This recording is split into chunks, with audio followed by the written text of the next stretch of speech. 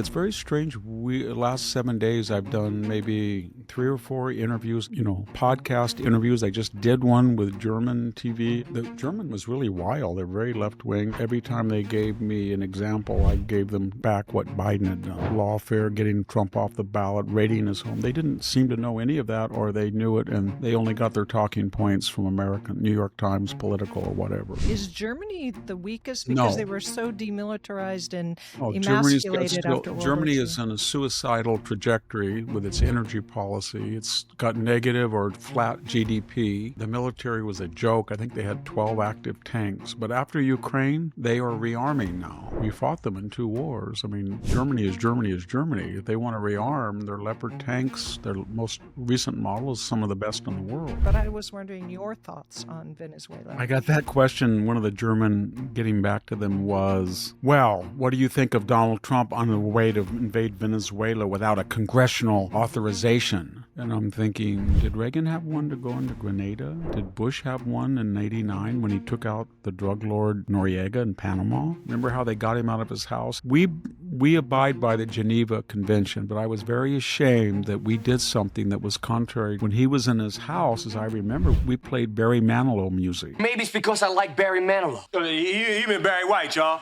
I would rather be tortured than to listen to Barry Manilow for 24 hours. That's what they did. That was Anyway, cool. Barry Manilow, I like his music. I He know did a I'm not good picking job. on Barry Manilow. I'm sorry, you Barry Manilow fans, but we did do stuff like that.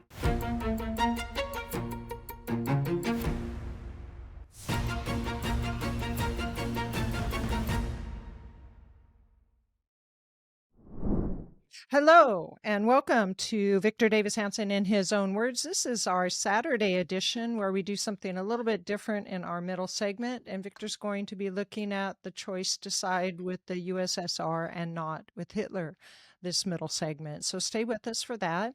First, though, we'll look at a few stories. We're going to look at Europe and then Latin America first and news stories. So we'll be right back after these messages. Right is still right, even if you stand by yourself. Mr. Chief Justice, may it please the court. This is Hans von Spakovsky, host of the Case in Point podcast, which looks at the hottest cases affecting politics, culture, and everyone's daily lives. But we talk about them without confusing legal jargon. And we have interesting guests, like former House Speaker Newt Gingrich. And we end with reviews of classic Hollywood movies relevant to the topic. Case in Point, the podcast available everywhere you won't want to miss.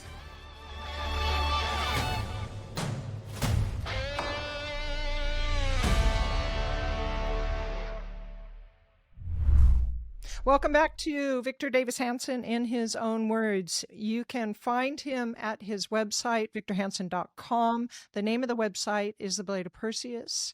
He is also the Martin and Neely Anderson Senior Fellow in Military History and Classics at the Hoover Institution and the Wayne and Marcia Buskey Distinguished Fellow in History at Hillsdale College. And so you can see him or contact him, or he has affiliations with those 2 institutions. In fact, the Hoover Institution is his primary affiliation. So Victor, I know that there's a lot going on in Europe, and I wanted to talk a little bit about, a couple of things. One is that Keir Starmer, who is the left-wing PM at Prime Minister in England, has had calls from the Labour Party, which is his party, to step down. So we've seen that. And then just this morning, and it is Wednesday, we hear that the NATO had to scramble some planes to defend the eastern border against a Russian invasion, which was one of the largest in the last few months. So I was wondering, just some discussion of not just those things, but also our relations with Europe. Stormer is polling 12%. He's the most unpopular prime minister since World War II. He was supposed to be the up-and-coming new left, sort of like the Mondami, very hard left, first gay prime minister, open borders, hushed up the grooming, rape by the Pakistani radicals with young girls. And people got sick of him because Britain went from about 3%, 4% to almost 10, 12% higher in some areas of illegal immigrants. And that party welcomed them in, and he was the point man on that. And everything that he touched turned to dross.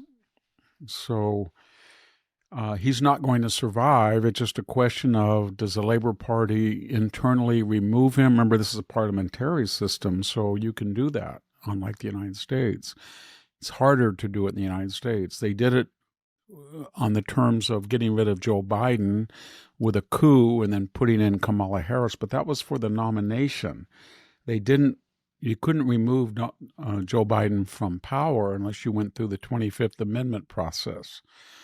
But in a parliamentary system, the party can remove him as the official head and then substitute somebody else. So, or call a new election, I should say, as well. So I don't think he's viable. And he's part of a phenomenon that I think in the last week, it's very strange. Last 7 days, I've done maybe 3 or 4 interviews on email with Italian, French people. I've done oral with, podcast interviews. I just did one with German TV. I just did one with Czech TV, British.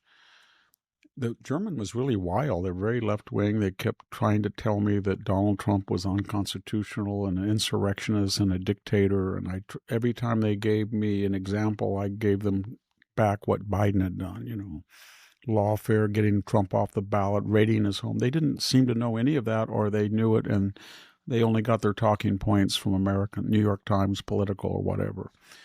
But Europe is in general, a readjustment, because that paradigm that they adopted in the last 20 years, and what was that paradigm, everybody? Disarm, so you don't spend. There were only 6 nations, I think 3, and then Trump got it up to 6 or 7 the first term, that were willing to pay their 2%. And that did encourage Putin to go into Ukraine. So it was disarmament, open borders, millions of illegal immigrants, not from a Christian Latin American, but a radical Islamic failed states in Syria, Iraq, or Afghanistan, all that. So it was open borders, and then it was green, shut down coal, don't build nuclear, don't tap all the natural gas that you could offshore, or in France has a lot of it they could tap, and then pay double for electricity and make your industries not competitive. And then when people objected to all of this, then censor them and say you're making it, you're censoring people because of disinformation and misinformation. And that's what they've done, and people are sick of that. So you see conservative movements now in Romania and the Czech Republic, Hungary with Viktor Orban, Meloni in Italy. Macron is not destined to be very much longer in France. And then you see Neil Farage is polling higher than either the Conservative or the Labour Party in Britain. And so the whole paradigm doesn't work. Talking to these Europeans this week, they don't get Donald Trump. They listen to what he says, so they're obsessed with Greenland. And you say to them, do you understand the art of the deal? Well, he was going to take Greenland, or he was going to force. No, he wasn't. Greenland is a colony. You people are anti-colonialists. The colonial mother is Denmark. Denmark was controlling a colony which is in North America. And Greenland is closer to New York City than it is to Copenhagen, number one. Number two, the Chinese and Russians are making inroads into the Arctic Circle. So Trump comes along in his blustering fashion, threatens this and threatens that. And the net result, as we speak today, semi-autonomous council now in Greenland, $1 billion of investment from the mother city into Greenland, more close relations with the United States military to help patrol it and keep the Chinese, and no more talk of taking Greenland. Ditto Canada. as a 51st state, which nobody in their right mind would want, but it did force them to promise to spend 2% of GDP. They're discussing their $63 billion surplus, and they're on secure or insecure border with us. That's what he does. And the same thing with Europe. Now, I think there's 23 of the 31 have met the 2%. They've all, except Spain, promised to go to 5%. The tariff wars didn't happen. We are basically symmetrical now with most of Europe countries. They have a tariff on us. Trump has lowered it to 15 or whatever percent. That's symmetrical. They're fine with that. And to sweeten the deal, there's a lot of European investment. That's what all the Europe rhetoric was about. I will leave it to our listeners to adjudicate whether getting to there was worth the animosity, because the Canadians hold grudges now. They're angry at us. The Greenlanders and the Danish don't like us. It's like we hit them over. We came in and we said, you're sick. You got to take this castor oil. And then we rammed it down their throat, and then they're better off, but they hate the person who forced them to do that. And that's the Trump style. What do you make of this new development of NATO planes scrambling to defend against Putin is in a Stalingrad, Verdun, and he knows that he can't get enough territory to the west. He's only about 50 to 100 miles, depending on that 600-mile border with Ukraine that he invaded. He couldn't take Kiev. It was already a done deal that Crimea and Donbass were going to remain Russian after he stole them. They didn't have the wherewithal, the Ukrainians, to get them back. Nobody wanted them in NATO. I don't think the Europeans wanted them in NATO, etc. So basically, he said that I invaded to institutionalize Crimea and Donbass. Okay, I invaded to keep them out of NATO. Okay, you take that bone back to the Kremlin. But he didn't invade to lose over 1 million dead Russians, wounded and missing, and a destruction of most of their frontline military equipment, and to be humiliated militarily on the world stage. And he's not far west enough to go back to the military and oligarchic grandees. Now, everybody says, well, Victor is a dictator. All dictators report to somebody. They need money, and they need the military, and they need the media. So he's got to go back and say it was worth it because I am now 200 or 300. I am halfway to Kiev. He's not going to get that. So what he's doing now is he's probing, sending drones, overflying Hungary, Poland, especially Poland, and he's trying to distract everybody so he can say, well, we're in a war with NATO, or we have a crisis with NATO. It has nothing to do with Ukraine, and I'm standing up to NATO and NATO. And it's a distraction. And the problem he has is, had he just left it alone, NATO was on a downward trajectory. It was at the end of history, naivete. It was not army. They were going to get down to nobody was going to pay 2%, except the countries right on the front line. And now what has he achieved? They've got the only 2 countries, I think, in the last 10 years that are really worth the deal, and that is Finland, who has the best artillery per capita in the whole continent, and fight like blank if you see it, what they did in the Winter War of 39 to 1940, and then more importantly, the Swedes, and I'm chauvinistic here as Swedish, but they have one of the most effective and competent and state-of-the-art industrial complexes as far as military. They have Saab fighters, they have armored vehicles, and they're right on the front line in strategic territory, and they want to be in NATO because they're scared to death. And so he strengthened NATO, Putin. Yes. Who do you see as the weakest of the European? I guess the significant weakest, meaning is Germany the weakest because they were so demilitarized and emasculated after World Germany War II? is on a suicidal trajectory with its energy policy. It's got negative or flat GDP. The military was a joke. I think they had 12 active tanks. But after Ukraine, they are rearming now.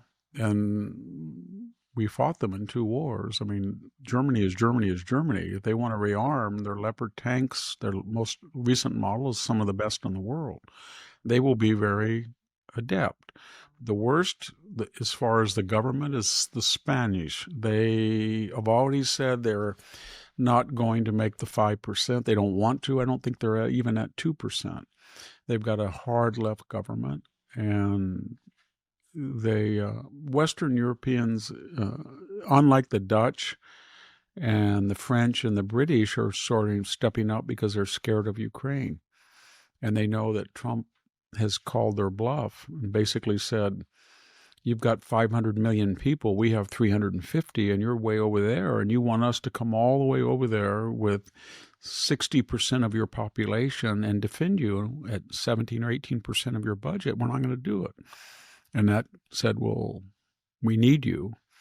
And I say we need you is that they have 2,000 top-of-the-line fighters, but the difference with the United States is you get the whole kabang. You get the logistics, the tankers, the C-17s, the C-130s. You get all of the support network. You get the intel. You get all of it.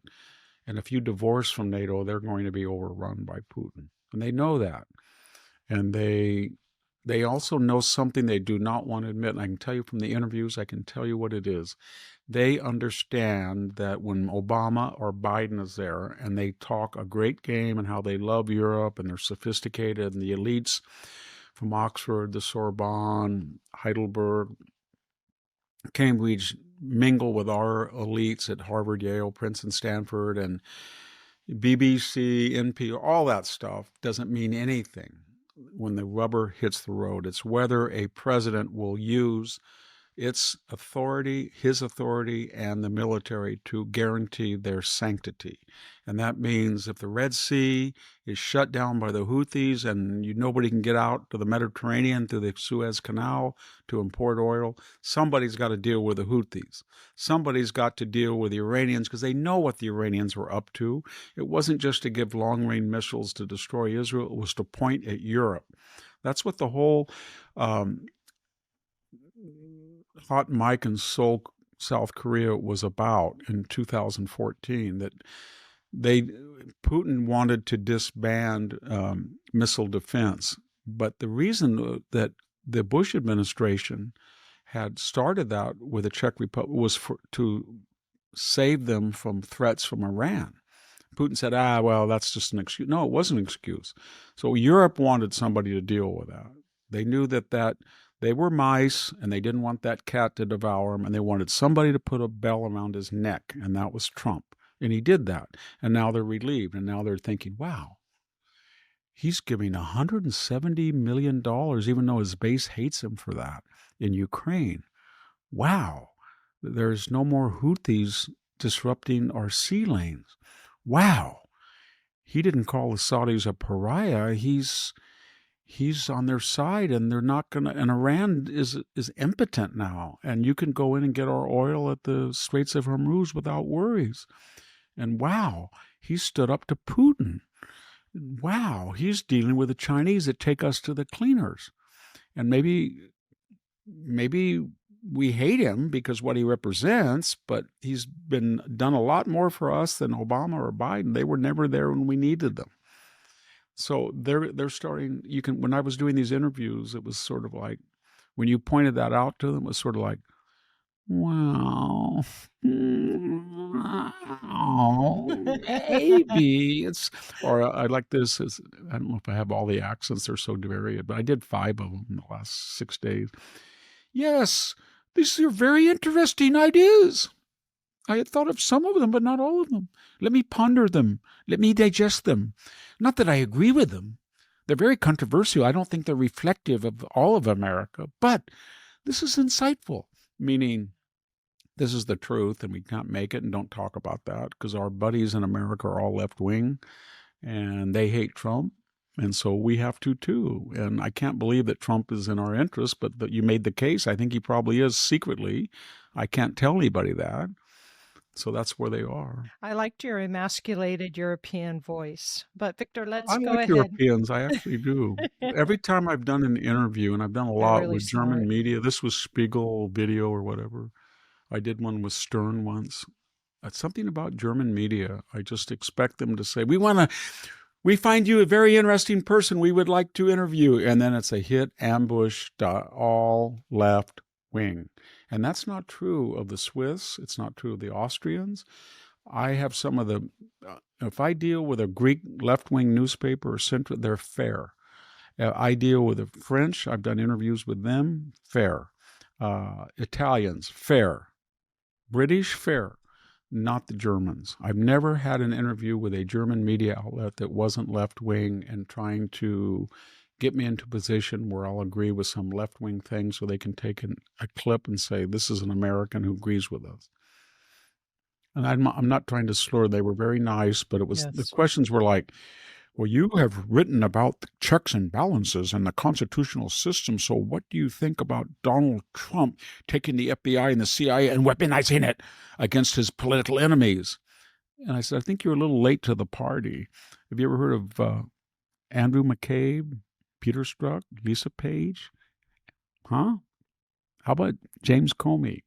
How about working with Twitter and Facebook to censor the news about the laptop? How about keeping the laptop under wraps for a year and kind of winking that we don't know whether it's authentic or not when you did know it was authentic? How about sabotaging Michael Flynn? How about lying under oath if you're Andrew McCabe, or saying you have amnesia? I went on to them. They were like, okay, interesting. Yes, and how about all the recent news that shows that the administration is revealing all those things, whereas lawfare Yeah, above all they else. mentioned that, and here's what they said. And here they were reading from an American left-wing news account. And Donald Trump is reportedly having an ideological litmus test for all the people in the DOJ and the intelligence and enforcement. So they're going to fire anybody who is not politically correct. Do you agree with that? When have you stopped beating your wife? It's just It's crazy. They're not very, for all their supposed sophistication, they have no facts. It's like Bill Maher had that actor on, Owen, whatever his name is, Patton something. No, I think it was Oswald, Patton Oswalt. Yeah. And he just, I didn't know that. It was just simple stuff. Yeah, how That's can they what be the Germans so... were. They just... It shows you, though, that the information that people can get can be very tailored to their own side of things, so they're completely ignorant Actually, to the other I think we side. forget that while we have a vibrant conservative voice here, the one that goes overseas is New York Times, Washington, the old Washington Post, NPR, PBS. That's what they devour. Yeah, they don't know the new They have no wave idea, in and they don't. news. When they visit, when the European elite that make policy and media and influencers, they go to Washington or New York. They meet ex-State Department people at the Brookings. They talk to people at CBS or NPR or Chuck Schumer or Nancy Pelosi, or they come out here west. They go to Stanford, or you know what I mean? They don't go to Dayton, Ohio. They don't go to Texas. They don't know anything about the interior of this country. No, they don't know the real America. Well, Victor, let's welcome back to the show our sponsor, Allegiant Gold. If you've studied enough history, you start to see a pattern. Nations don't lose their way overnight. They drift through debt and division until one day you realize the foundations you thought were permanent were never permanent at all. Today, America is spending at levels once reserved for wartime. We've normalized deficits that would have stunned earlier generations. And policymakers now debate whether the only path forward is more intervention, more printing, more distortion. But here's the historical truth. Every society that pushed its currency beyond discipline eventually paid a price. The wise never waited for the collapse. They prepared for correction. That's why so many thoughtful Americans, especially those nearing retirement or in retirement, are reallocating part of their wealth into something that has outlasted every paper experiment in human history. Physical gold, not as speculation, but as insulation. Reputation matters, which is why we're partnering with Allegiance Gold, a company distinguished by integrity, reliability, and an A-plus rating with the Better Business Bureau. For years, they've guided Americans through transparent education and long-standing relationships built on trust. And right now, they're extending a special Liberty offer for our listeners to help you get started with real gold. Whether your funds are in a retirement account or sitting in the bank, if you believe that the best time to reinforce your position is before the storm becomes obvious, call 844-790-9191. That's 844-790-9191, or visit protectwithvictor.com. That's 844-790-9191. That's 844-790-9191, or visit protectwithvictor.com. History rewards those who take the long view, and we'd like to thank Allegiance Gold for sponsoring the Victor Davis Hanson Show. So, Victor, let's turn then to Venezuela and look at, and this actually, we read our left-leaning newspapers, and this comes from Politico, the whole idea here that Trump is, there's been no evidence of this and Trump hasn't said it, but they think at Politico that Trump is about ready to topple Maduro, arrest him, either try him in the United States or send him in exile. If you ask me, that sounded a little bit extreme. I don't think Donald Trump was going to go that far, but I was wondering your thoughts on Venezuela. I got that question. One of the German getting back to them was, well, what do you think of Donald Trump on the way to invade Venezuela without a congressional authorization? And I'm thinking, did Reagan have one to go into Grenada? Did Bush have one in '89 when he took out the drug lord Noriega in Panama? Did Reagan have one when he bombed Libya? No.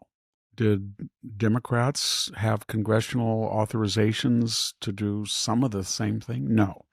Maybe a big campaign like Iraq or Afghanistan. When's the last time we declared war? World War II. So it happens. The question is, if you look at the polls of the Venezuelan last election, Maduro had about 30% going into that election. So he stole it. And he stays in power because he's a narco-terrorist. What I mean by that is he kills his enemies and he threatens his neighbors. But more importantly, he is behind the smuggling of opiate drugs, fentanyl included, into the United States. And with that money, he buys the support of the military class and the oligarchs. So the Trump administration is twofold.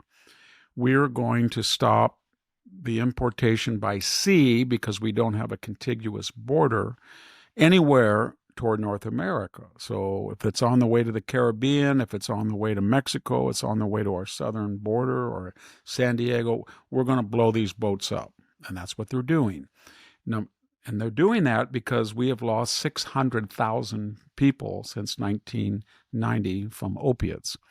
Not just people who wanted to commit suicide, not just drug addicts. We're talking about casual users who say, oh, I like that Ativan. Give me 2 Valiums. Oh, give me that Benzedrine.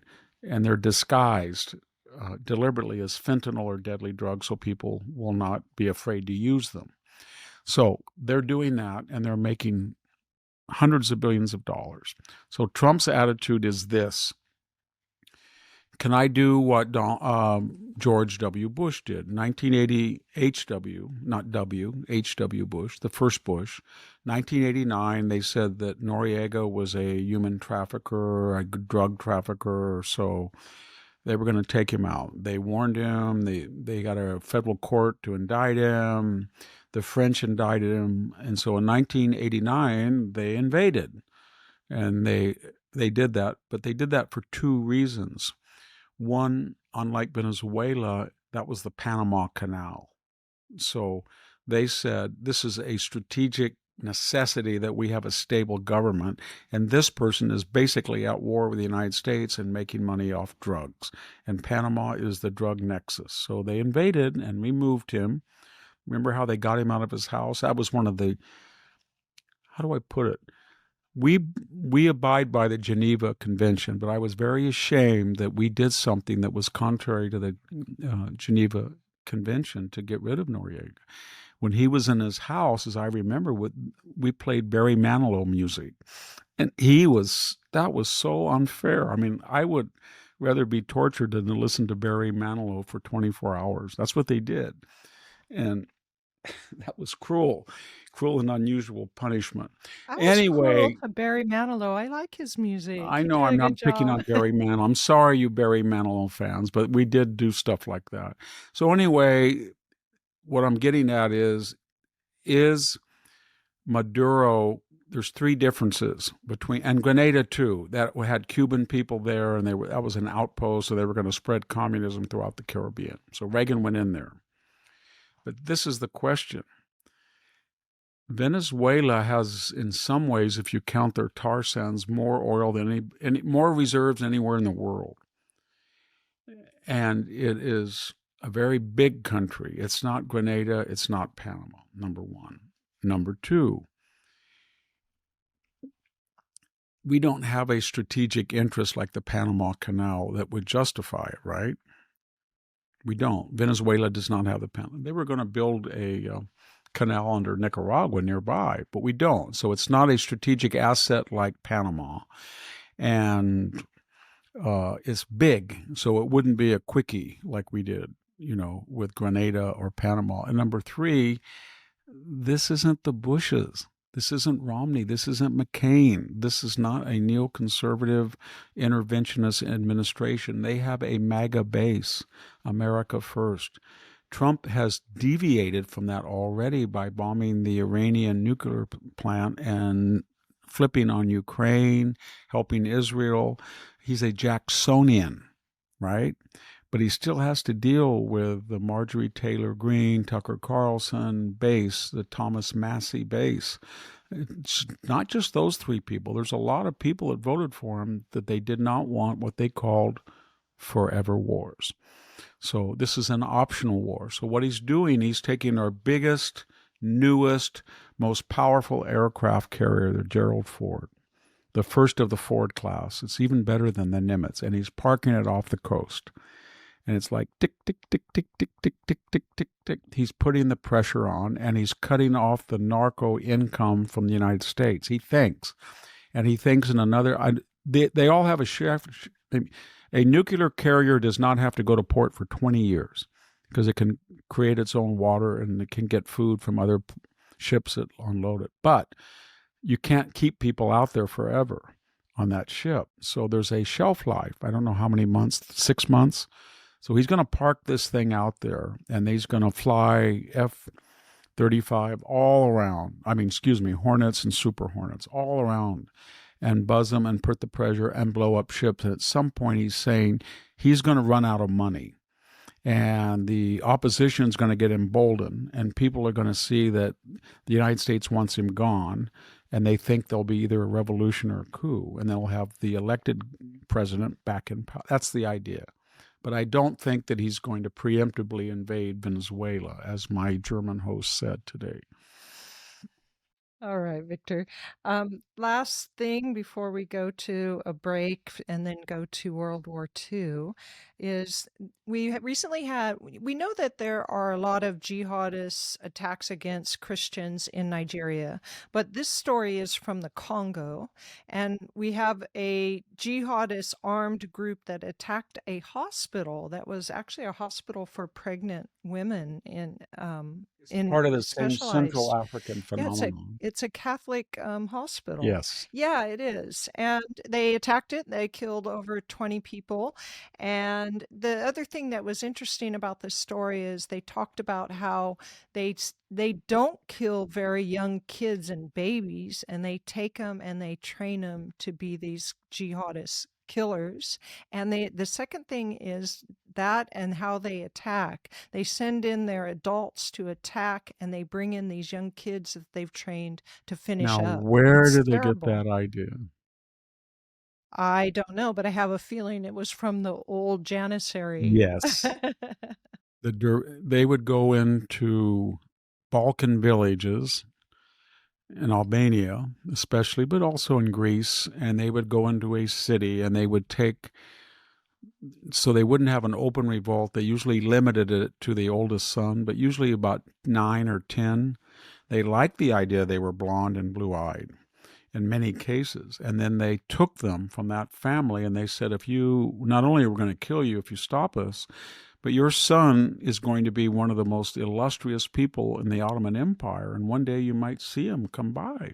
And that we have stories where they did see their kid. They didn't recognize them.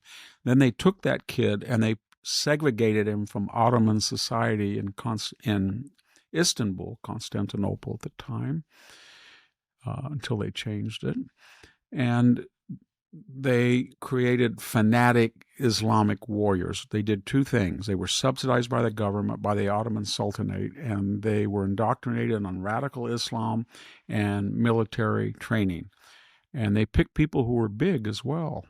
And so those were the shock troop, the Janissary. They were fanatic. Those were the ones that broke through on the third assault on the last day of Constantinople on May 29th.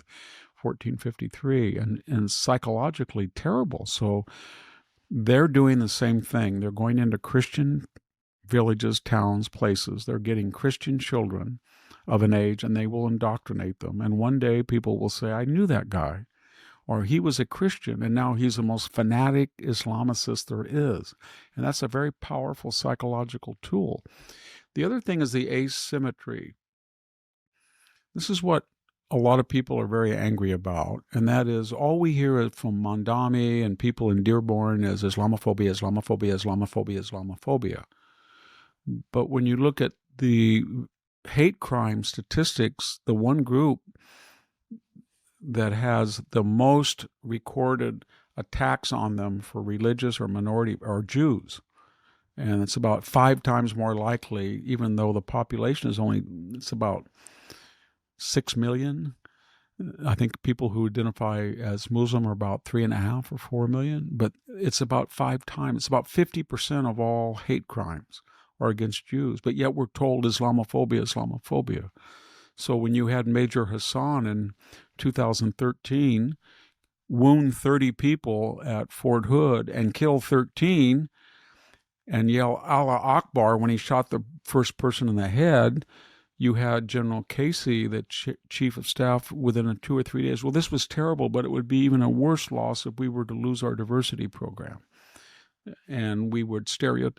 So what I'm getting at is that Christians are not doing this. We're always told that Christians do this. They have to go back to the Crusades to find anything. And even the Crusades was not like this. So everywhere around the world, this is what got Samuel Huntington, when he wrote a Collision of Civilization book, that he said somewhere in the world on a given day, if there's violence, Islamic forces are in play. And nobody talks about it.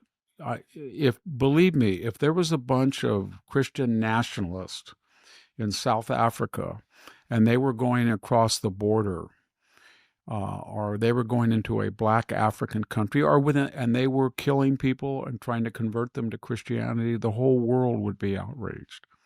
But something about the anti-Western propaganda that it just doesn't matter. The other thing that's very strange is that the left doesn't seem to be worried. These are black people who are victims of radical Muslims. Not all of them are black. Some of them are of mixed heritage in Boko Haram and other places, people. And yet all they talk about is Israel, Israel, Israel, Israel, Israel. Here is 2 million people have been ethnically cleansed or refugees. And there's about 160,000 that were murdered. We're looking at the Gaza people right now. We know that the 60,000 was exaggerated. And all of a sudden, I looked the other day, and I really did a search. There's no famine now. What happened? I thought everybody was starving. And now we even see people, well, there was, Victor, but the Israelis are setting up kitchens and trying to fatten everybody up really quickly. I've heard that, as if they were, Hansel and Gretel or something.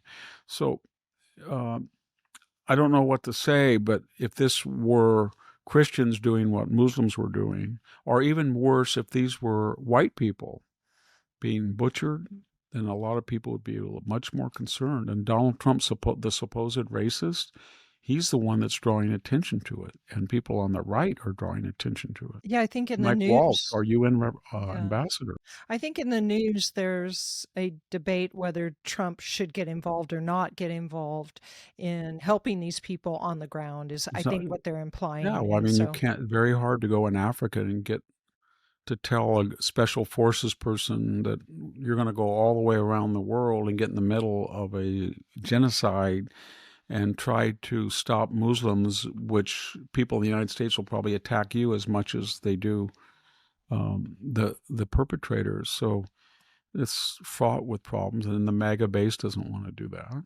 I'm not making fun of the MAGA base, too. No. All of us have those concerns about optional military engagements post-Iraq and post-Afghanistan. Yeah, absolutely. I don't mean one-offs like taking out the nuclear facility. I'm talking about going on the ground.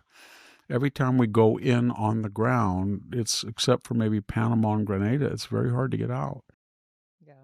Well, Victor, let's go ahead and take a break, and then we'll come back and talk a little bit about World War II again, and especially the decision to ally with Stalin rather than Hitler. Stay with us, and we'll be right back. Welcome back to Victor Davis Hanson in his own words. You can find Victor at his X account at VD Hanson and on Facebook at Hanson's Morning Cup. So, Victor, I know that there's been so much in the news and so much misunderstanding about why we joined with Stalin instead of with the Germans. I know that our audience is going to think, well, the obvious moral reason was that the Germans were committing a Holocaust, even if Stalin had his own millions that he killed ultimately, so he wasn't a good guy. But so how do we reconcile ourselves with either one of those people? We get these questions, and it's been in the news because Tucker Carlson had on Daryl Cooper, who basically said that we were at fault. And by extension, we allied with the Russians after we were declared war on December 11th of 1941. And therefore, we not only helped Stalin, who had killed 20 million of his own people, more than Hitler, but we empowered them to absorb post-war all of Eastern Europe. So it was sort of futile, they say, that World War II was like World War I. We didn't finish the job in World War I, so we had to go back in World War II because Germany came back. In World War II, we empowered Russia, so then we had the Cold War. That's the argument. And they cite certain facts. Harry Truman, the senator, he was on an oversight committee about military procurement.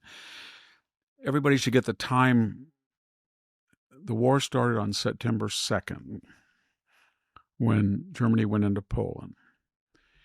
For all practical purposes, by July of 1940, all of Western Europe was occupied. There were problems in the Balkans with Yugoslavia and in Crete and North Africa, but pretty much what the EU is today was either occupied by Germany and Italy or allied to them willingly, Hungary, Romania, Bulgaria, or had it been conquered. Poland, Scandinavia, except for Sweden, was neutral. Finland was neutral. It had been conquered by, it had been kept out. It would have been invaded by the Russians. And Spain but all of the neutral, and Portugal, but they were, in Switzerland, they were pro-German de facto. So the war was over. And Germany had been successful because on August 23rd of 1939, the reason they went into Poland is they did not want to be attacked in future battles by the Russians. So they cut the Molotov-Ribbentrop deal, and it said, you invade Poland from the rear, and Russia said, well, we're busy with the Japanese in the Mongolian theater, Zhukov is, but we'll come in later. 3 weeks later, they carved up Poland. Poland at that time was Western Ukraine, basically, and parts of Poland today. You look There's an earthquake that just passed through here, I think. There was? It felt like it. We had one Anyway, yesterday, yeah, but we did. we're still broadcasting. Yes. So,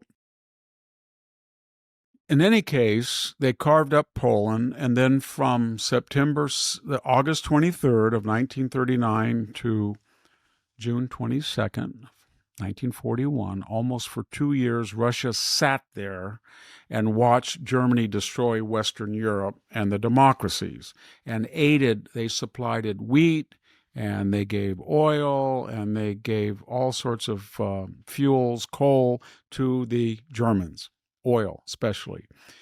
And they helped Germany bomb London during the Blitz. In this coalition, and they got in exchange military equipment and industrial products from Germany. Hitler was not able to take Britain. He thought he could bomb it into submission. It did not work. So by August of 1941, in January of 41, he went to his generals and said, I cannot take Britain. Sea Lion's not working. They tried all 40 and it didn't work. So they said, we're going to invade Operation, I think it was called Operation East, King Otto, but they changed it to Barbarossa. Kind of dumb. Everybody knows Barbarossa was the German crusader. So they said, we're going to invade the Soviet Union on June 22nd. They thought they were going to do it in May, and they had to delay because of weather and Cretan campaign, etc. Anyway, at that point, Hitler said, I am going to attack the Soviet Union, my partner. And they did. And so we were not at war yet. We had watched all of 39 and all of 40. When they started to attack Russia, a lot of Americans, like Senator Harry Truman and future vice president and president, said, I wish they'd kill each other off. Sort of like the Iran-Iraq war. Stalin killed 20 million. He's a totalitarian. Germans have gone into Poland and destroyed people, shot Jews, and they're going to kill more. Let them just kill each other and keep out. World War I, that was the prevailing view. And so the problem was General Halder had said that they would take Russia, and the Oberkommand of the Wehrmacht said in 11 days that they'd won. By December 5th, they could see the spires of the Kremlin. They were at the first subway station. 2 days later, we're attacked. What do? Well, in October, Roosevelt had got his advisors and talked to Churchill, and they said, October of 1941, and they said, they're going to knock Russia out. They're on the way to Moscow. They've circled Kiev. It's the largest surrender of 660,000 Russians. And now they've done it again outside Moscow. They have killed 2 million and they've captured 2 million. Russia's going to fall unless we do something. We weren't in the war. Churchill said we've got to give. So we sat down and gave them Lend-Lease, started in October before we were in the war. That Lend-Lease program, once we were in the war, we didn't declare war on Germany. They declared war on us. And Churchill and Roosevelt decided they were the existential threat, not Japan, who attacked us. So theoretically, they came up with a formula, 65% of our effort would be toward Europe. But in fact, if you look at how we actually did it off the record, it was pretty much even. The fleet was in the Pacific for the most part. The Marines were in the Pacific, etc. So over this period, we gave them about, in today's adjusted dollars, dollars at the time, about $14 billion.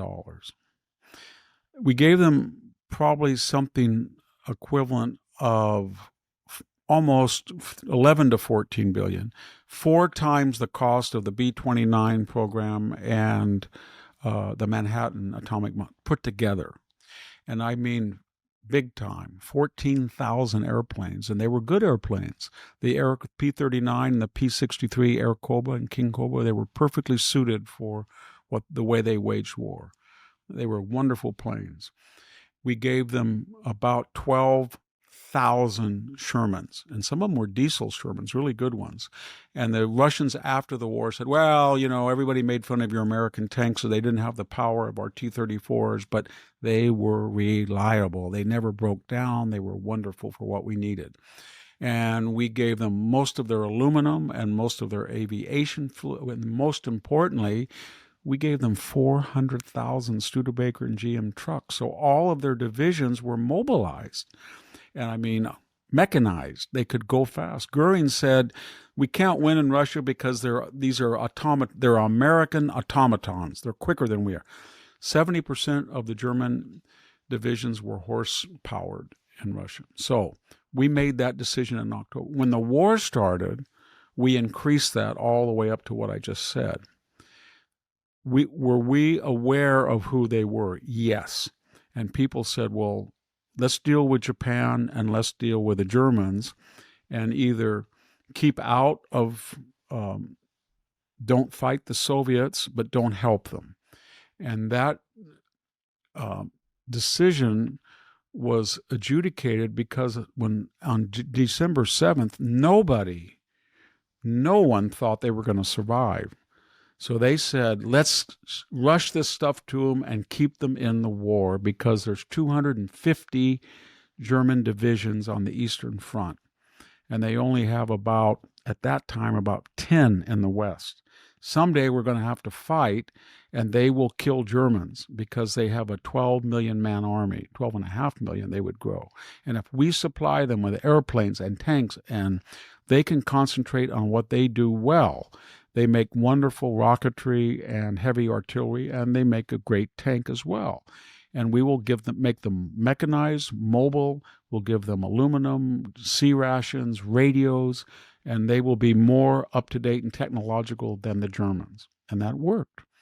And when the war was over, the Americans lost about, depending on how you adjudicate sickness versus fatalities, somewhere around 450,000 roughly.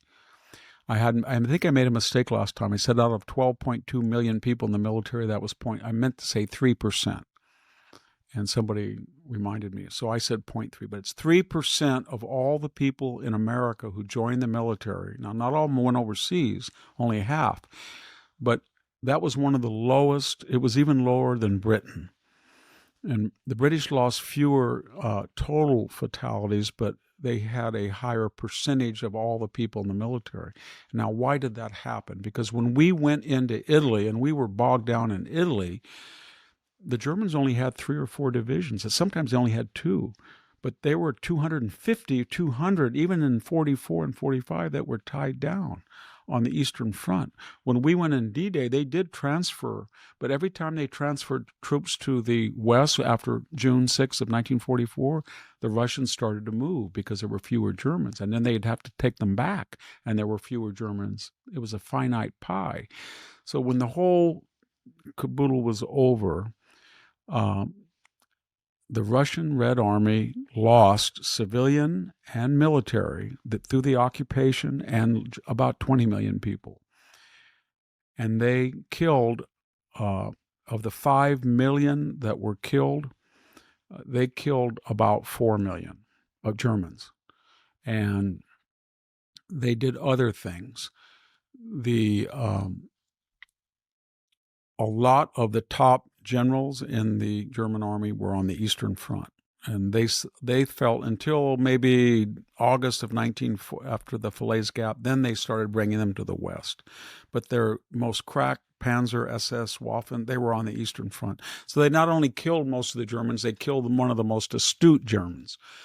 So then, that was the strategy, and it wasn't a good strategy, because we knew what we were getting into. Yes, there were people in the FDR administration, whether it's Alger Hiss or even Harry Hopkins, that were either naive about communism or supported the communists. But that wasn't the majority of people. They said were cold-blooded. They said, these SOBs are no good. Before the war, they went into Finland, and they were kicked out of the UN, and we supported the Finns. We don't like these people. And after the war, we probably won't like them. I know some of you naive people think that they're going to be friends. They won't be. Patton said that from the beginning. But they will kill. And they've even had a non-aggression pact with the Japanese. So we're fighting the Japanese. They attack us. And ships going toward Vladivostok to supply the Russian military machine, the Japanese wave at them on the high seas. And where they sink us, but they let the Russians go by. And we tell the Russians, why don't you fight back? Oh, no. We're only fighting the Germans. So, and they were treacherous. They always accuse us of not helping. Privately, the Soviet archives show they could not have won the war without Lend-Lease. Anywhere from, they said only 20%, it was about 30%. And more importantly is we looked at their economy and said, this is what they can't do. They can't make aluminum like we do. They cannot make radios like we do. They cannot make ground support aircraft. We're going to do that. And same thing with food. So even though they were all of Western Russia was occupied, over 1 million square miles, they won the war and they kept our casualties down. And then after the war, we turned right around and rearmed, and we were fighting a proxy war in Korea, and we understood for the next 35 years, until 1989, 45 years, we were in a Cold War. And so then a revisionist came out and said, well, these were commie SOBs, and we had communists in the State Department. True, we did. And therefore, and the Jews always wanted us to get into the war. And they forget that Germany declared war on us, but the Marxist Jews and the Bolsheviks got us to help the Russians, where if we had just been, tolerable, we could have told the Germans, don't do those things. And they were Christian and Western European. I'm simplifying things, but in 2009, well before Darrell Cooper or Tucker or David Cullen, Pat Buchanan wrote a book. I think the title was Churchill, Hitler, and the Unnecessary War. And he made this argument. And I think that year, Peter Robinson and defining, you can go look it on YouTube. Christopher Hitchens and I critiqued that book and why it was a fallacious book. But the point is, put yourself back in December 15th, 1941, and you're told that you're completely unprepared for war, that you've been attacked and they've destroyed your battleships at Pearl Harbor and planes, and you're not going to be able to do much for anything until you rearm for a year, and Germany has now declared war on you, and they're right outside Moscow, and they're going to take it any minute. And yet that country has declared war on you, and they're going to take all of Russia, and then they're going to turn around and they're going to eliminate Britain. And if you look at what Hitler said, he said, believe it or not, that the reason he attacked the Soviet Union and broke that, there were Nazis that said, well, they were going to attack us. I don't think that's demonstrably true. They wanted to, the Russians, but they weren't anywhere near. But you look at all the reasons, one of the weirdest is we cannot take Britain because we don't know what to do with the Royal Navy. The old Napoleon, First Lord of the Admiralty and Napoleon. I don't know how they're going to get here, Napoleon, but you're not going to come here by sea. They had echoed that. I don't know how you're going to take us, Germany, but you're not going to be able to do it by sea. They had no navy, and they couldn't disrupt Britain. So then Hitler said, if we go into Russia, surprise attack, quick, we will knock out Stalin. We'll get all the oil, much more than they were giving us under our treaty. We'll get all the food. We'll starve everybody. We have the Ost plan, and we're going to colonize the whole place. And they can blockade us all they want with the Navy. We don't need any important food or oil. That was why he went in there, and we knew that. So we said, don't let them fall. Or if they fall, Germany will have all this food, all this oil. They're already getting it. So you empower them and allow them to kill Germans. And we will deal with the next crisis after the war. And that's what we did. And so when people say we should have allied with Hitler after he declared war on us, and then you're going to say, well, he only declared war on us because you had started Lend-Lease in October of 41. Yes, but he was going. If you read Mein Kampf, they had a 4-engine plane called the America bomber. They were already planning to attack the United States cities with a 4-engine bomber based somewhere in the Azores. So And they had subs in the Atlantic that's why off he said the he shore. declared war. Everybody said, why would he be so stupid to declare war in the United States when we had no intention of declaring war on it? And they said, people were interested on. There's been a lot of scholarship, and they said, well, first of all, he didn't think he was going to have a two-front war, that England was basically inert. They had bombed it. It couldn't do anything. It was losing in North Africa. It was going to lose, but more importantly, they were right in the suburbs of Moscow. So everybody in the world said it's just a matter of weeks. They went to Hitler and said, you're going to take Moscow very quickly. Number two, Hitler said, where's Pearl Harbor? And they said, the Japanese fleet in the Pacific is bigger than the United States. They are going to tie the United States down with these are fanatical people. They have the same population as we do. They've got the second or third best Navy in the world. And if we declare a war on the United States, they're not going to be able to even come over here because they got their hands full with the Japanese. And more importantly, if we declare war on them, then we can unleash the subs. Well, they only had about 12, but Hitler didn't know that. He just was given propaganda by Dönitz. But the point was they were looking at American cargo ships in New Jersey, Virginia, New York, and they were seeing the skyline lit up, no blackout, and they couldn't do a thing because we were neutral and they were taking oil and food and everything to Great Britain. And they said, we can knock, and they, you know what? They almost did. We didn't believe, Admiral King did not use convoys. He didn't listen to the British, and they were sinking 50-60% of Canadian and American ships going to Britain until we caught on and had convoys and Aztec with the British and sonar. But read Das Boot, they were doing very well, as you saw in that movie, until sonar and American air power and British air power stopped the sub. But Hitler thought that he could starve Britain out by destroying the American and British Canadian convoys, number one, and then Britain would surrender. They wouldn't be able to get anything from their empire. And two, Russia was going to fall within a week. And number three, Japan was going to take care of us. And those were all logical decisions why he declared war then on us. But what he didn't realize is that the Russians were down but not out, and the United States could not be touched by Germany or Japan, and it was going to, in 3.5 years, have a larger gross domestic product than all the belligerents in the war put together. And we could very easily fight a two-front war in a way that he could not. And we were going to supply the Soviet Union with 25 to 30%. And within 2 years, the Red Army was more sophisticated than the German Army on the Eastern Front, largely because of Lend-Lease. I had an uncle, Robert Hanson, and he was I think he was a major in the U.S. Army, and he was in charge of supplying the Russians to stop Army Group South. So we were going through the North and Baltic Seas, and that was treacherous to go through the German coast up into St. Petersburg, which was under siege, but then to Archangel. And sometimes we went over the Arctic Circle, all the way down into northern Russia, or we tried to go through the Aleutians, but that was dangerous because of the Japanese.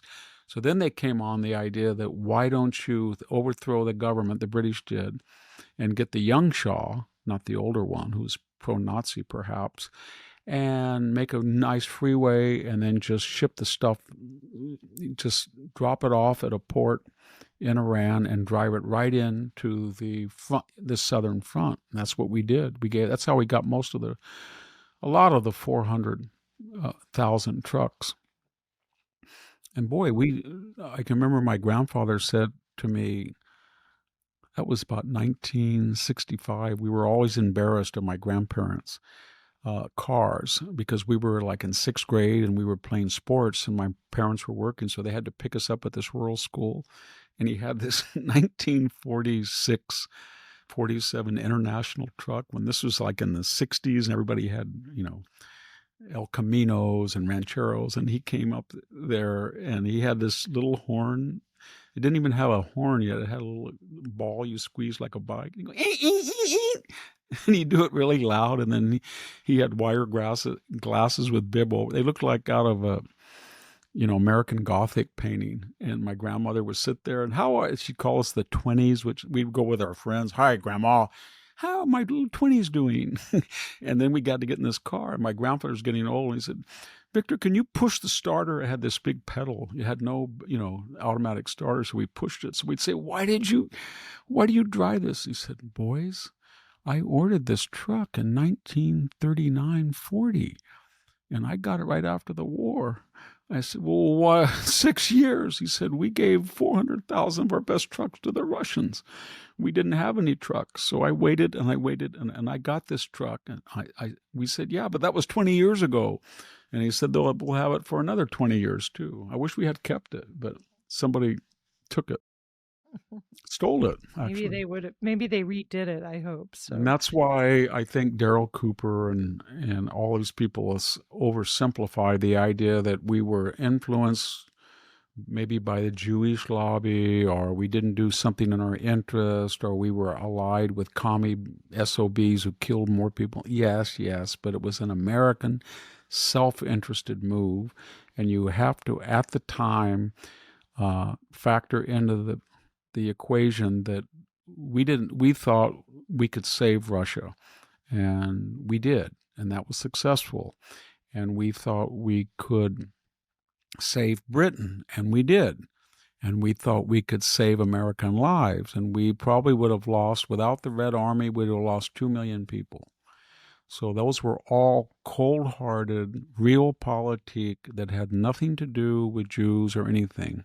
Not that there weren't people in the government who were idealistic and humane and said, you know what, as bad as Stalin is, there is not going to be a death, not that there were death camps quite like Auschwitz yet, but we knew what they were doing because we saw what the Einstein group, the first 6 months of the war, they killed 500,000 Jews with portable gas chambers and just Baba Yar shooting them. So we knew who they were. And as bad as Stalin was, they were not quite that bad, we thought.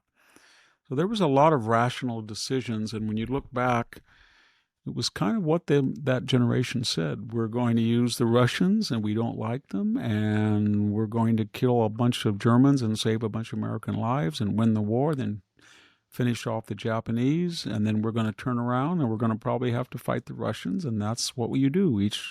You don't have to be perfect. You just go from one crisis to the next, and we won the Cold War without getting into a shooting war.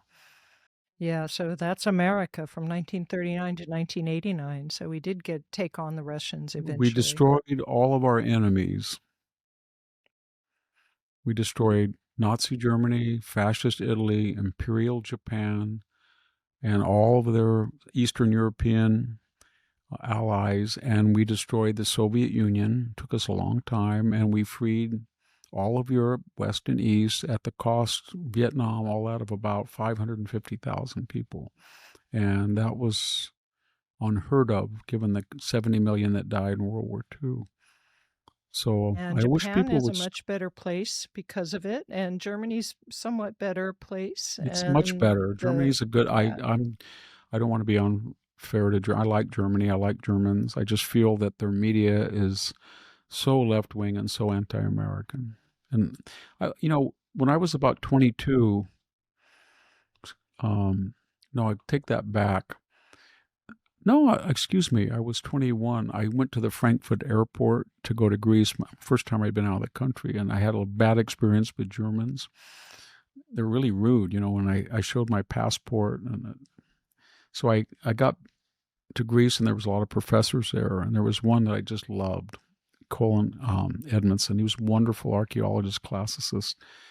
So we were dealing with some German archaeologists, and they had a really good dig at Olympia. They had each foreign country got 3 archaeological sites in Greece, and they had Olympia, which was really something.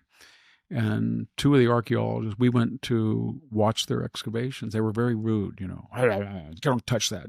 I said, why are all these people very rude? And somebody said, that's just the German trade, or they don't mean to be, or Americans are arrogant and imperial. And Colin Edmondson turned to me and said, well, they lost 2 wars to us. I thought, well, people don't think that way. And he said, what do you mean people don't? I actually said, he said, that's exactly what. They were humiliated by this cowboy country of a bunch of mongrels, they think, and they have this illustrious history, and they lost 2 wars. So they don't like us. And as I get older, I think that's so simplistic and silly and so accurate. Yeah, exactly. Victor, we need to take our last break and then come back and we'll talk a little bit about our university system. Oh, my God. Mein Gott en Himmel, to use a German phrase. Stay with us and we'll be right back. Welcome back to Victor Davis Hanson in his own words. So, Victor, there was in the Chronicle for Higher Education a article an interview of a Harvard professor, Jill Lepore. And in that interview, she basically said that she regrets that she didn't speak out in the midst of all the wokeism. And that she does say this, though, she did privately and to individual instructors, etc., but she was not an activist against all of the injustice of wokeism, the racism of wokeism, etc. And she was also told when she wanted to give a speech that said that the Me Too movement had been a stain on the justice system because of the injustice towards that, and that it was much like the sexual misconduct laws of the 1950s and 60s and how gays were persecuted by that. She said she was going to give a speech about that, and somebody told her, this will end your career if you give a speech. Well, I mean, I wasn't a big fan of Al Franken, but they had a picture where he put a girl on a transport, a woman, soldier I think it was, and he put his hand near her top of her uniform. That was crude, but it was kind of a joke, bad joke. He wasn't trying to feel her sexually. He had to resign from the Senate for that. No trial, nothing. They never charged him with anything. And they went after Garrison Keillor. They destroyed him. They wouldn't let his books even be sold at the PBS website anymore. Or you know what I mean? NPR, excuse me. So they went completely crazy. And it was almost every man in the world was thinking, how many times have I had sex with a female? Is it something that she will now say that after it was over, I forced her because, did I have an ex-girlfriend? Did I have an ex-wife? That was what the climate of fear was. And then the woke was the same thing. And after George Floyd, it was University of Chicago says we're not taking one English admittant to our English PhD program because it's going to be all black studies, only black students. And we had the DEI oaths. This German, to get back to that, this woman said to me, don't you think it's McCarthyism? I said, yeah, it is. And she said, so you agree? I said, yes, you had to get a job in academia between 2001 and 2024. You had to write a loyalty DEI oath. What have you done for DEI? If you said that you hadn't done anything or you disagreed with racial preferences, you were out. And she's that's not what I meant. So, yes, it was a terrible. My only point is that most people don't. I mean, there are zealots like myself, I suppose. I don't mean in a negative sense, but most people on the left or the right, they're in the middle. Maybe that's better. They're empirical, or they want to be on the majority. So when Me Too is sweeping the nation, they're all for it. And when the Wuhan virus was caused by a pangolin, according to Dr. Fauci, then anybody who says it's at the lab is a traitor. when somebody says, well, I'm not going to get the mRNA vaccination because my son has had weird cardio problems with it or something. Oh, you have to leave. It was like a madness. And the same thing with all of the woke stuff. So I'm very happy that she says, I look back at this, but I want to ask you, why didn't you say something when it was very unpopular to say it? It's like Scott Atlas. He was completely right. He said that very early on, the Trump administration came to their wisdom and said we were wrong with this absolute lockdown, promoting it. And then Scott became the medical advisor against Birx and Fauci, and they were starting to listen to him. And he said things like, get the vaccination, but it will not stop you from being infected or infectious. That was a heresy. He was right. He said, the damage you're going to do by shutting down K through 12 when that demographic is not going to die from COVID is crazy. He said the pandemic will end not when everybody has the mRNA vaccination, but when everybody has had COVID and survived. There will be something called natural immunity, herd immunity. And they said that's not true. The experts said something that was a canon of medicine was not true. And so then at the Hoover, I wrote a couple of op-eds on his behalf, and I won't mention names, but I said, would you write some? No. I think one or two other people. No, it wasn't that they were at the Hoover or not at the Hoover. It didn't matter. It was human nature. What I'm getting at is you walked with Scott across the Stanford campus, people would walk the other way. Friends that he'd known for his whole life. And he was right. And you wanted to say, he's right, he's right, he's right. Fauci's not a hero. Fauci is a bureaucratic octopus that squeezes everybody with his millions or billions of dollars of grant money to get a consensus to agree with Fauci. Fauci was giving money through Echo Health to support gain-of-function research against the law in the United States in China. In some ways, if you follow the money, you could argue that he was at the ground zero of this manufactured virus that was 30 times more infectious than anything in nature. And if you said that, you were destroyed. So they destroyed him. They destroyed Jay Bhattacharya. Kuhlendorf they destroyed. I don't mean destroyed permanently, but they made their life. And there was nobody to speak up against it. There was something in the school newspaper where I work where Michael Levitt, the Nobel Prize Stanford professor, said that this was a cooked up manufactured virus. He had a Nobel Prize. And there were things like a student said, I don't want to work with him anymore. It was horrible. And that's what people do. They're heard. They just go and say, so yes, I like her and I'm glad that she spoke up and maybe she's risking her reputation post facto, but it would have been much more valuable to do it when these mobs, they've never seen a Western, have they? When they all get liquored up in the saloon and then they say, we're going to go lynch that guy in the jail, whether he's innocent or not. And then they all go out there, and then you need a Gary Cooper, John Wayne comes out and says, I don't know what's going to happen, but I'll tell you one thing. You stirred this up, and I got a double barrel and a 45, and I'm going to kill you and you and you. I'll get killed, but I want to take you first. Now, what do you think of that? Well, I think we better go on home.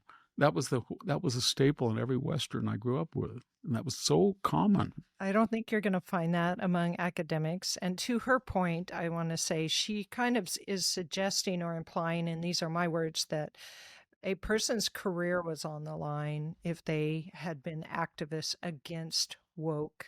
And so I don't know whether that's good, bad. I don't know. I wish we had more people out there that would have said, hey, this is racist. But I can tell you that 1, 2, 3, 4, 5, 6, 7, I lost maybe 20 friends, my closest friends. It wasn't just supporting Trump in 2016 or saying in 2015 he was going to win, but it was saying the lockdown. And I didn't say it because I was original. I trusted people's opinions that made the argument, like Scott and Jay. And And same thing with Me Too. I could see it, but she says her career, well, I can tell you that I had people of my family have never spoken to me since. And I've had people at Hoover think that I'm crazy. And I had no friends. And I had people who had known me my entire life that I called up to talk to, and they wouldn't answer the phone. They still don't answer the phone. Some of my closest friends. Two of my best friends don't talk to me. And it was because question Me Too, question woke, question the Fauci party line, defend people like the pariah Scott, who was, it wasn't that I felt that was an honor because he had a lot of integrity. And so did Jay, and so did all of those guys had integrity. They have more talent too than the average academic. So the average academic is not capable of what those guys are capable of, so. I grew up when I was in graduate school as a young, impressionable idiot, thinking that the people in academia with PhDs in classical languages, Greek was very hard, Latin, they were the most brilliant people in the world. And then I was sorely disappointed when I saw how they talked and how they thought and how they wrote. And then what saved me was at 25 with a PhD, I came back here for 5 years and farmed full time. And then the next 15 and I saw people who were smart, and they were farming 200 acres of tree fruit, or, had a little family packing house with 300 acres, or they were pruning their own 40-acre vineyard, but they knew how to do mechanics. They knew plant science. They were accountants, they were muscular, they were cerebral, those guys were the most brilliant people I've ever met. And then I'd have a guy coming in from a truck, a truck driver coming into the yard, and I'd say, I got this Massey 285 and it sounds, let me just jump out there and listen to it. And then bam, bam, bam, bam, fix it. You know what I mean? Or I'd have a pump with a bearing out, and a guy would come out from the pump company. I said, I've got a bearing out in the submersible. Yeah, you do. I said, well, it'll be a week. No, I'll have it out by tonight. And then you'd go at your sleep and you'd look out the window and there's a faint light. You get up at 2 a.m. and the guy's out there working. I got it done. I had that every day of my life, those people. That's what made the country really good. Yeah. And they were a lot more impressive academically, intellectually, physically than my colleagues. I'm not making fun of academia. I'm just saying it was true. Yeah. So right. They're not known as courageous people. No. You get on the wrong side of an academic mob, and I can tell you I've been there 4 or 5 times. It's not a very good feeling. They go after you. No. So let's go. We got the worst of the worst. So many of them are not very good, but at the University of Maryland, they have the University of Maryland Eastern Shore. And it's come out that their president, one of their provosts, and a DEI czar have been misappropriating grant funds from the federal government and looting state and federal funding, and that the whistleblowers are trying to silence the whistleblowers. That Maryland campus, correct me because I haven't prepped with you. We never do. It's all spontaneous. But it's a historically yes, black college. That's my point. Yeah. It's historically. So I think there's going to be an exemption made. Jeff Bezos' first wife, who was divorced, who got that huge settlement, or maybe it's Bill Gates' wife, one of the two. They each are worth billions of. I think one of them gave $900 million to black colleges, but they will be given exemption, and they will go after it. I think the fellow that, as I read, correct me if I'm wrong, he was African American, but he was also he went to Oxford on a Rhodes Scholarship, I think, and they still went after him. And I think the problem is that we're now into the 7th decade of the civil rights movement. And I know we have this historical legacy of slavery, Jim Crow, especially in the South. But at some point, I think we're going to have to take these I think these campuses will have to evolve so that they're just campuses. And they don't use the word black this or black that. You wouldn't have a Chicano campus. UC Santa Cruz used to sort of say Merrill College was the Chicano. It didn't work. And we're a post-racial society, I would hope. So I think that we could honor all of the service they did during the decades after the Civil War and Jim Crow and segregation. And now we're 60 years beyond that. And we cannot get into a black or white or Asian or college. I just don't think we're too tribal It's as not it is. healthy. Yeah. It doesn't, if you look at tribal societies, they don't end well. No, and we want a civic polity where I people don't want are to live in citizens. Yugoslavia is what I'm trying to say, or Rwanda. All right, Victor, let's turn to comments. We have some on an article you wrote on immigration on your website. Alec Pilt says, the more I reflect on Biden and Mayorkas's ridiculous immigration crimes, the more I feel my blood pressure rising. My parents legally immigrated from Germany in 1958. They filled out and completed reams of forms, found a sponsor, provided proof that they could live without government financial assistance, and then they waited in line. DJT should, in addition to investigating Comey, Brennan, and Clapper, go after Mayorkas and make an example of him. So that's one. And the second one is Greg Blaylock 5560, and this is from yours and Jack's YouTube on Tuesday. The IRS, when George Bush was in there, said, we had 53 million questionable Social Security cards, meaning illegal aliens. Millions have come in since then. Where do they get the idea of only deporting 2 million? The numbers don't add up. Well, he's absolutely right. In 2019, the scholars at a not-so-conservative place called Yale University went back and looked at new types of data, W-2 forms, Social Security, income tax, and they modeled it. And they said we didn't have in 2019, 10, 15, we had over 20 million. You can argue about how many people came in under Biden. It's a question of you count entries versus entrants, because we don't know whether it's the same person coming in 2 or 3 times. But some people have suggested 10 to 12. So there probably is right now, because we've only deported or self-deported 2 million, probably 30 million.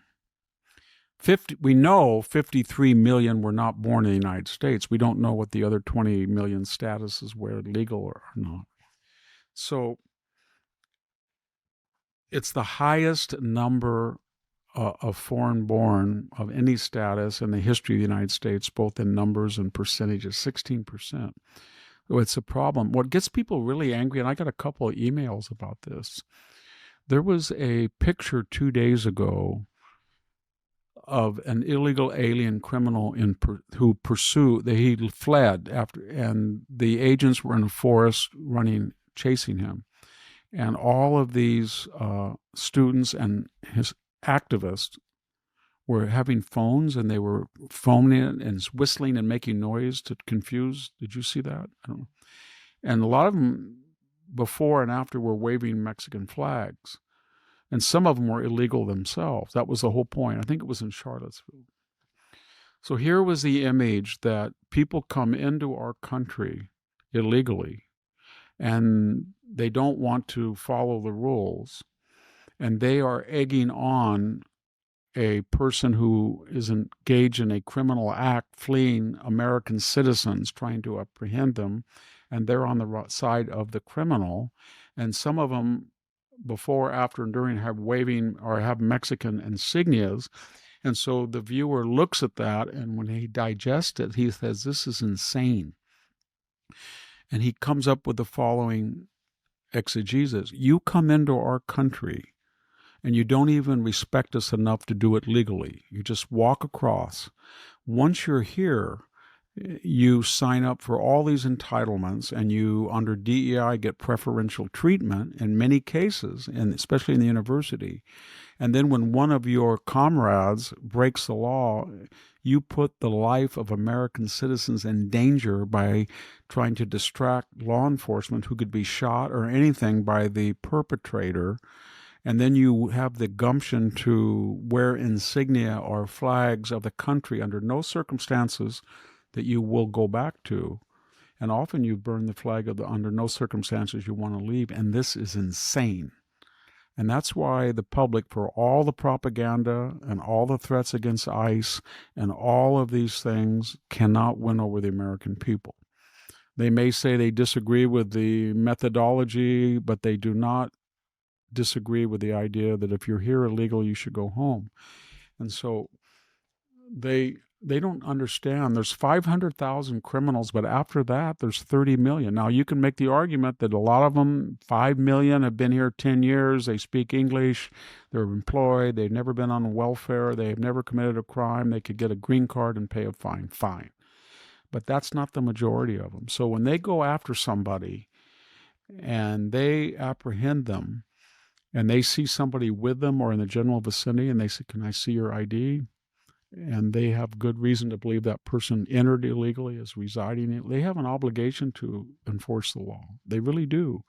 And then the left will say, well, you just arrested somebody who wasn't a criminal. Well, then why not let all 150 million people from Mexico come in? Because a poll about 20 years ago, the Pew poll said that 55% of the people in Mexico would emigrate to the United States. I mentioned that poll in Mexifornia in 2003. It was the weirdest thing, but I never really understood what the poll meant. It was a Pew poll, and it said about 55% of Mexican nationals would go to the United States if it was possible. The next question is, do you think that the southern United States, i.e. the Gadsden Purchase and the Mexican War, should return to Mexico? It was like 65% said yes. Think of that logic. I don't want to stay in my country. I want to go to the United States, but once I was there, I want them to give back the land so it could be in Mexico so I could leave it. That's the logic. I don't want to live in those areas that are Mexican, but I want you to return those areas to Mexico. So if I happen to be there, I want to get out. And it was... I've told the story once, but I had a very good friend that I went to first grade with. I'll just make up a name, Raul. And Raul was at a baseball game with me. And I said, I thought you lived in this particular town. And he was on this kind of affluent town. He said, I moved over not because I like white people, because there's no crime.